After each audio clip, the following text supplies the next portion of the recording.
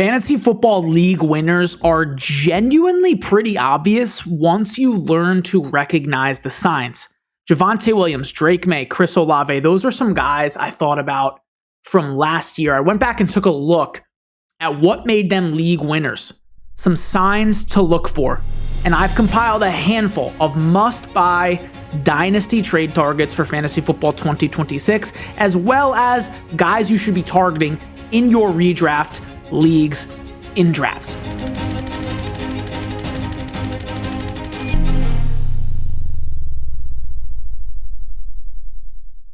Let's begin with Quinshon Judkins. Okay, and this really is just a story of sorting through his rookie year game log. We'll get to the injury in a minute here, but you'll see. We can expect him to be in about 55% of snaps or more in 2026 when he's healthy and fully playing, which honestly I assume to be start of season, if not very short after that. Okay, so in a full-time role, he was averaging well over what his game log is showing you here. Let me explain. Last year, he averaged 12.1 fantasy points per game, played 14 games on 51% of snaps. What happens in games when that reaches 55% of snaps? Shout out Dynasty for being able to do this, by the way. Link in bio, join up on Dynasty for all the advanced stats you'd ever need, like you're about to see. Once we start increasing his snaps, his fantasy points per game jump from 12.1, okay, we'll go up to 35% of snaps, 12.9. So that just means that, by the way, there were literally 2 games where he was under 35%. Now 3 games where he was under 40. His fantasy points per game is now 13.2. Let's jump this to 50%. We see that he was under 50% of snaps in 6 games, guys. We're now looking at a sample size of 8 games with half or more snaps. We bump this to 55%. And there you have 15 fantasy points. It's kind of the role I'm expecting him to be here in 2026. 15 fantasy points, 77 rush yards, which is over 18 more rush yards per game than his season averages, okay? 20 carries a game, 2.4 targets a game, so that's 22 plus opportunities per game. And in those games where he had 55% or more of snaps, he averaged 60% of snaps. So with increased and better coaching, all right, with a little bit of a better QB, maybe Deshaun Watson comes and plays quarterback here, which saying that that's an improvement is a stretch, by the way, but I do believe it can't get worse than Dylan Gabriel, for example, or Shadur Sanders. I really believe it cannot get worse. If we think Judkins is going to play 55% of snaps in this running back role, I totally think that's the case. We can expect him to averaging around 15 fantasy points, pushing 22 opportunities per game. Those are RB1 utilization numbers, okay? So he's going right now in drafts. Let's take a look. Pretty deep, I would imagine. 83rd overall in Superflex, so probably around 65 overall or so in regular drafts, fifth, 6th round. I think he's a steal in draft, so we should be targeting him. Let's move on now to Kyler Murray, and this one's very easy. Kyler Murray is a buy in Dynasty. Kyler Murray is a target in drafts, because here's the fact. Every single season that he has played, okay? Every single season that he has played 16 or more games, he has been a top 10 quarterback. It's a fact, okay? That's a fact. 16 or more games, he has been a top 10 quarterback. We're actually going to make it top 11 because Dynasty is scoring this a little bit different. So depending on your 4-point or your 6-point touchdowns, he's going to be top 11 or top 10 in every single season that he has played 16 or more games. You see them here. Rookie year 2019. 16 games played. We have QB 8. Let me zoom in for you a little bit. 16 games played. QB 8. 2020. 16 games played. QB number 2. Remember that? By the way, the next year in 2021, 15 games played. QB 11. Then injured in 22. Injured/recovering in 23. Comes back in 2024. It was an ugly season, but still QB 11. Okay? And then last year, only 5 games played.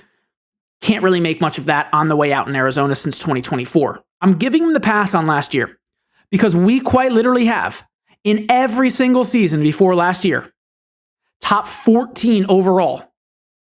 Top 14 overall in points per game at the QB position. Every single year. Besides last year where he only played 5 games, the least of any season in his career. So now he gets Justin Jefferson. Now he gets Kevin O'Connell, a plethora of offensive weapons, a better team overall, and you really think that he's not going to be a top 15 quarterback when every single season of his career, he's been top 14 at the position in points per game. And every single season he has played 16 or more games, he's been a top 11 quarterback. Going right now 40th overall in Superflex, when honestly he's a QB1. So why is he going in the 4th round? I get it. That's pretty high, honestly. But in redraft, what are we talking? Like 80th overall? This is a QB1 in my opinion, so we should be all over Kyler Murray. Moving on to Cam Skattebo. Again, very simple here. Let's just take a look at the game log when he was in a full-time role as lead RB for the Giants. Started a little injured here, but then weeks 2 through 7, before the injury, man, he was cooking. He was absolutely cooking. A true RB1. Honestly. Weeks 2 through 7, take a look at these numbers, guys. 19.1 PPR points per game.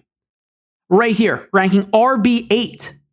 So obviously you had JT, McCaffrey, Bijan, Josh Jacobs, Jahmyr Gibbs, a couple other guys. And then you had Cam Skattebo, 19.1 fantasy points per game, weeks 2 through 7 here. Just absolutely dominating. Close to 70 rush yards per game, 16 carries, 4.7 targets, so very involved in the PPR scene. Over 20 opportunities per game.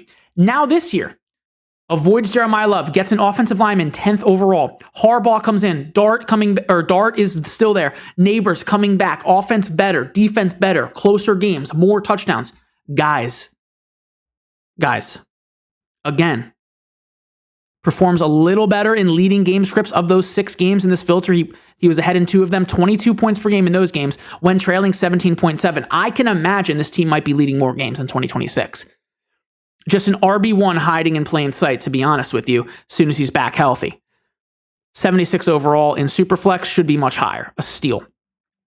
Marvin Harrison makes the list again. We've talked about him extensively here on this show, so I will make it quick. He only had 3 healthy games with Jacoby Brissett last season, and he averaged just shy of 15 fantasy points on 9+ targets per game and 0.67 touchdowns. Okay, in those 3 games, which if you were to extend that to 17 games, I understand that's 14 shy of 17. That would be a top 12 wide receiver. So I definitely see a path for Marvin with the volume, with the fact that they have no defense. I really do. You have to remember that Marvin was injured last year. And wide receivers nowadays break out in their 3rd year. Look at Nico, look at Zay Flowers. It's not over for Marvin. If he's your flex this year in fantasy, you should be happy with that, in my opinion. Move on to Matthew Golden, and it's a little bit similar. Okay? You have a bunch of guys leaving. You have Dontavian Wicks leaving. You have Romeo Doubs leaving. So you're looking now at Watson and Reed. We've talked about Golden, again, extensively on the show. Check out some past episodes. All right? But he literally had 2 games with 5 or more targets. Literally 2 games for the first rounder where they threw the ball at him 5 or more times. He had over 12 fantasy points in those games, 50+ yards in both of those games, and he wasn't getting fed. All right? So I think if he's given a full role and snaps here, I do think with his talent, because when he gets the ball in his hands, he's very good. The routes are a bit interesting. We'll see. But if they can start to manufacture touches for him where he's pushing 6 or 7 targets a game, he's going to have a role for your fantasy team. And he's just going so late. I want to check real quick where he's going. Literally just where in drafts, because it's very late.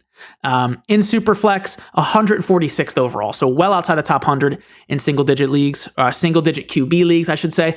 And let's see if anything jumps off the page here for him. According to the tape, per Dynasty, again, just the best advanced stats you'd be able to find here. And I want to just take a quick look. We'll filter this by Green Bay if we can. Add them and see if any show up. Yeah, so I don't even think he met the minimum plays here. Okay, here we go. So for Matthew Golden, now you'll notice these green stats are indicative of better relative to all of the wide receivers. So not a lot of them for Matthew Golden, if I'm being completely honest. Yeah, not a lot here. Contested catch percentage is pretty decent. The best one I saw was this air fantasy points percentage. So percentage of receiving fantasy points completed on air yardage points. Now, so he led the team in that category, which is pretty interesting. Wicks and Doubs are gone, so you got to look at that. Let's see what they led in. Percent of team fantasy points among wide receivers last year, you had Doubs leading. So fantasy points are available for him to step in if he's given a bit more of a role on this team. Watson right behind him at 24.7, and Wicks. So you have Doubs and Wicks, top 3 in scoring fantasy points for this team last season. they're gone. So who's next? Watson and Golden. Okay, so my point is there is opportunity, and he's just so cheap. You're literally going to draft him as your wide receiver 5 for your team. Let's move along now to Xavier Worthy. Again, just another guy that we've talked extensively about on this show, and I will continue to bring him up until I see the ADP start to rise. Looking at the ADP right now, probably going right around Golden. Yep, 135th overall in Superflex. And all of these games last season, literally every one of these games, he was not healthy. Played 14 games in 2025 last year. Not fully healthy for a single one of them. The knee, the shoulder, he was getting scraped off the field every time you watch the Chiefs game. You guys know what I'm talking about. But if we go back to 2024 and we look how he finished, okay, this is the last time we've seen him fully healthy. It really is. So let's filter it to the end of this rookie season. Amon-Ra St. Brown style, how he finished his rookie year once he was given a handful of these snaps and opportunities. Let's do it. So let's jump it to like week 11. 15.6 fantasy points per game. And we're still including some games here where he's not in a full-time role. Look at this, 59% of snaps, 64, 58. Let's filter that out because I see in week 14, we jumped to 83%. So let's filter that out. Okay, let's filter that out. Come back up here. Again, man, shout out Dynasty for all of these great stats. It really is just insane, the type of stuff you can do. So we're going to go week 14 through the Super Bowl because these games are important. It shows how a player develops. So there you have it. 19.9 PPR points per game. Filtered averages, we're pushing 74 receiving yards per game, 8.3 targets, almost a full touchdown per game on the receiving end, 0.7, over 6 catches a game. Again, 19.9 fantasy points per game. His rookie year, week 14 through the Super Bowl. I like adding the playoff games in because why wouldn't you? To be honest, it's a full utilization. The team is trying to win games. We saw what he did in the Super Bowl if you hadn't turned it off yet.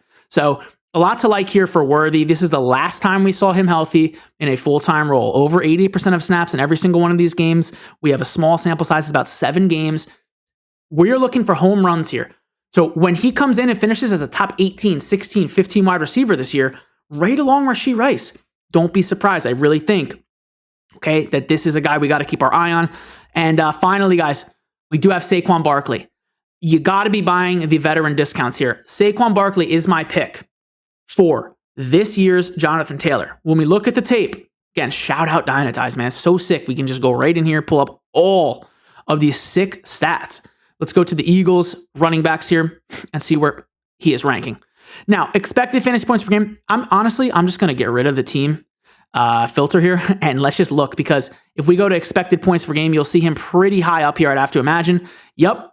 Expected points per game, 15.76 in PPR. That's ranking top 10 among the position. You have McCaffrey, Bijan, Taylor, Gibbs, Achane. These are all good names. Javonte, Chase Brown, then Saquon.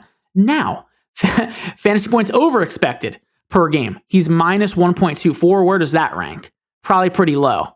Yeah, pretty bad among like genuine full-time running backs. I mean, you have guys like Brashard Smith, Jerome Ford, Dernis Johnson, Isaiah Pacheco, Bam Knight, Khalil Herbert, who are worse than him. But among starters, it's really just Alvin Kamara and Javonte are worse on a fantasy points over expected per game, which is what they're doing with that workload. Now, you have to remember, in 2024, okay, he was the RB touch leader, Saquon Barkley. So that I was personally projecting this to be a down year for him. There's a curse with that. Spoiler alert, it's McCaffrey this year, obviously. Okay, but as far as opportunity share goes, he's ranking RB6, 42.6% of his team's opportunities, which is going to be carries plus receptions divided by team rush attempts and team receptions. Okay, so how many touches over the total opportunities? 42.6 of them went to Barkley last year. And there's Judkins right behind him, by the way, who we mentioned before, 41.8. So listen, new OC, bit of a reset on offense. AJ Brown is leaving. I think they go right back to Barkley, and I think he has a bit of a Jonathan Taylor in 2025 resurgence. Let me know what you guys think. That's the episode today. Pete.